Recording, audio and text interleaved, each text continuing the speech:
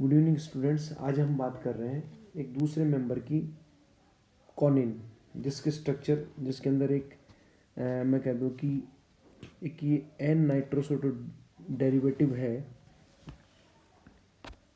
जिसमें एक 6 membered ring है और एक प्रोपाइल ग्रुप साथ में जुड़ा हुआ है। इसका जो मॉलिक्यूलर फॉर्मूला है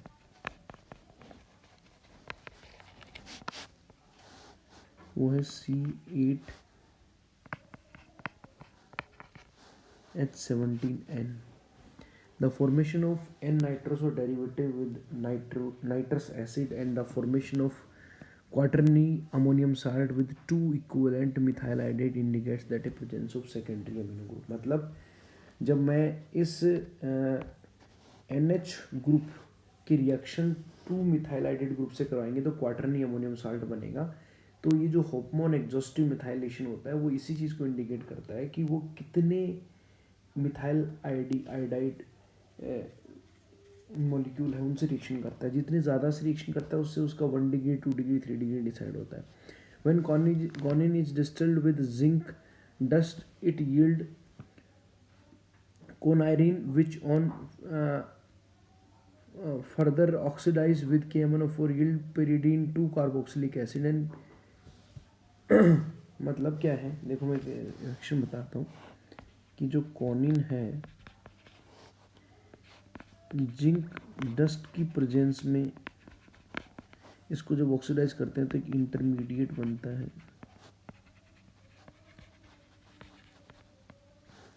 जिसको कोनाइरिन कहते हैं। क्या कहते हैं इसको? कोनाइरिन।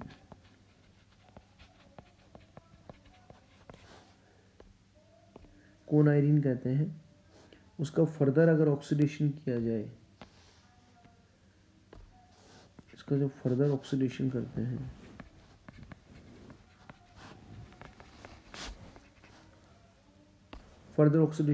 तो pyridine 2 कार्बोक्सिलिक एसिड हमें प्राप्त होता है।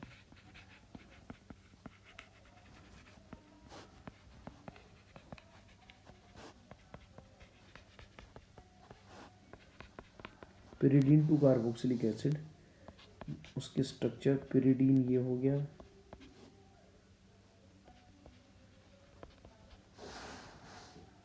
ये हमें प्राप्त होता है। जो ये इस चीज़ को जस्टिफाई करता है कि इसमें जो ये जो पिपेरिडीन रिंग एक टाइप से है, तो इस पिपेरिडीन रिंग के सेकंड कार्बन पोजीशन के ऊपर यहाँ पे एक कार्बन चेन है जो टूट करके COOH ग्रुप में चेंज हो गई, और ये रिंग फर्दर ऑक्सीडेशन करने से किस में चेंज हो गई? एक अनसैचुरेटेड pyridine रिंग के अंदर कन्वर्ट हो गई।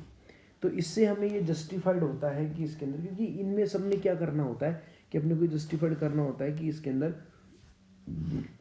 इसकी स्ट्रक्चर क्या होगी। अब देखो ये दोनों चीज़ें जो एक तो ये बता रही है कि एक pyridine रिंग में चेंज हुई है, और 2 नंबर कार्बन पे, 1 नंबर आपका कौन हो गया? कार्बन, 2 नंबर आपका ये हो गया, 3 नंबर ये हो गया, 4 नंबर, 5 नंबर और 6 नंबर। तो 2 नंबर के ऊपर एक साइड चेन अवेलेबल। अब साइड चेन में बात ये आती है कि एक लीनियर चेन है कि ब्रांच चेन है। इसके आधार पे इसमें 2 टाइप की स्ट्रक्चर इसकी बन सकती हैं। जो प्रोपोज्ड स्ट्रक्चर है वो ये वाली हो सकती है, या तो ये वाली है या फिर ये वाला स्ट्रक्चर है। ये E है और ये B स्ट्रक्चर है। इन दोनों में अब साइड चेन का प्रॉब्लम, हमें पता है कि ये स्ट्रक्चर है, लेकिन इसको हम जस्टिफाइड करने के लिए क्या है, इसकी रिएक्शन जब HI से किया जाता है, आइडेंटिफिकेशन ऑफ साइड चेन की, साइड चेन इसमें से कौन सी होगी। So when coniine is heated with HI at about 300 degree centigrade it heats N octane. मतलब इससे N ऑक्टेन बनता है। जबकि जो कन्फर्मेशन इस चीज़ का, स्ट्रक्चर का ये होता है कि जब एक्चुअली जब इन दोनों में से, इनमें से इस स्ट्रक्चर की रिएक्शन HI से कराते हैं तो हमें N ऑक्टेन मिलता है, और जो एक्चुअल जो कॉनिन होता है उससे भी हमें N ऑक्टेन मिलता है, जो हमें ये जस्टिफाई करता है कि इसकी स्ट्रक्चर यही है। और कन्फर्मेशन इससे होता है कि when coniine is treated with von Braun degradation then yield 1,5 dichloro octane. मतलब क्या है कि इसकी रिएक्शन जो है, तो इस स्ट्रक्चर का जो कन्फर्मेशन है वो इस बात से होता है कि जब इसकी रिएक्शन जो है वॉन ब्राउन डिग्रेडेशन रिएक्शन कराई जाती है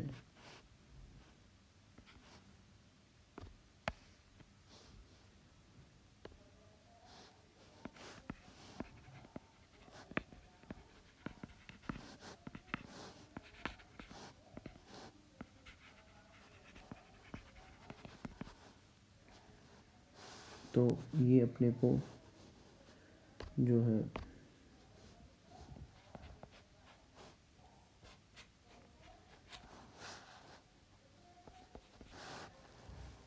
1,5 मतलब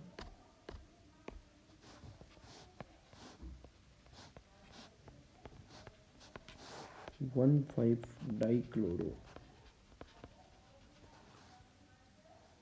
ऑक्टेन प्राप्त होता है।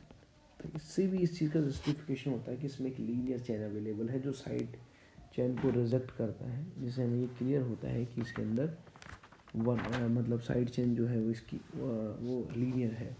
When choline undergoes complete harmonic juxtamethyllation followed by reduction to yield N-octane, तो N-octane का प्राप्त होना भी हमें ये बताता है कि इसके अंदर जो है इसकी जो ये फर्स्ट स्ट्रक्चर है ये ही इसके अंदर मतलब जस्टिफाइड है। इसके अलावा अपन हम बात करें सिंथेसिस इसका किस तरीके से किया गया। सिंथेसिस ऑफ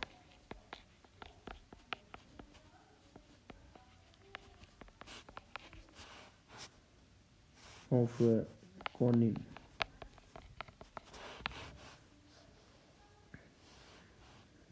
इसका मेथड है लेडेनबर्ग मेथड।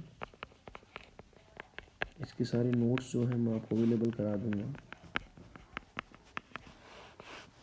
लेडेनबर्ग मेथड है कि जब पिरीडीन लेकर के उसकी रिएक्शन जो है CH3I से करवाई जाती है,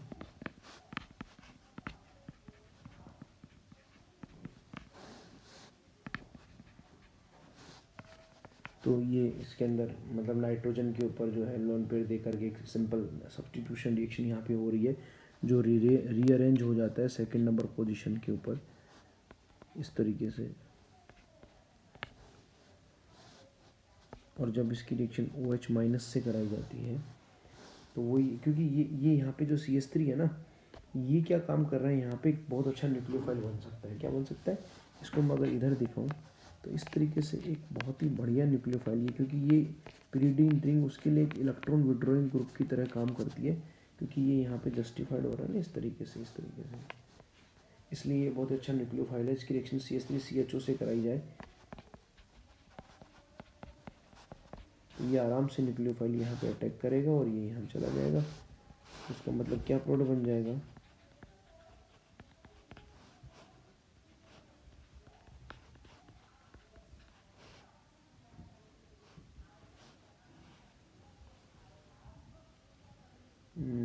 और इससे भी रिएक्शन हो सकती है और जो है उससे भी रिएक्शन कर सकता है। मैं बताऊँ आपको कि एक रिएक्शन तो इस तरीके से हो गई, अगर यहाँ पे रिएक्शन करें तो एक रिएक्शन जो इसके साथ पॉसिबल है वो क्या है कि एक तरीके से देखिए ये जो कंपाउंड बना है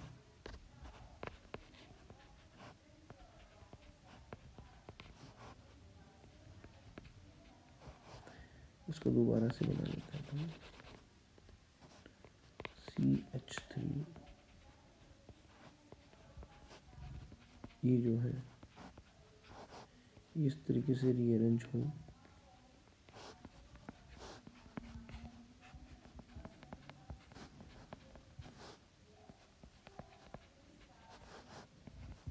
ऐसे, और इसके ऊपर जो रिएक्शन है वो किस तरीके से हो कि ये OH मीडियम में है, तो मैं ये कह दूं कि जो CH3CHO है, थोड़ा सा और इसको ऊपर ले लेते हैं, CH2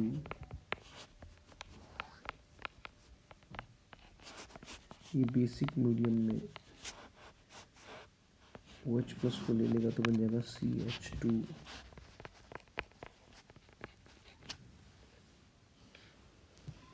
CHO, और ये रिएक्शन कर दे फिर इसके ऊपर,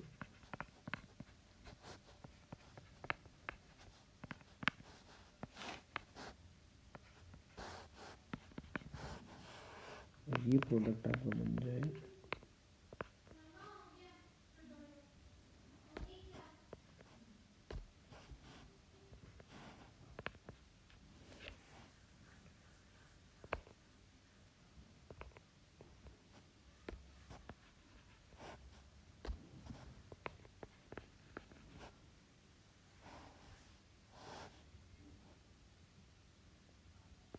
CH।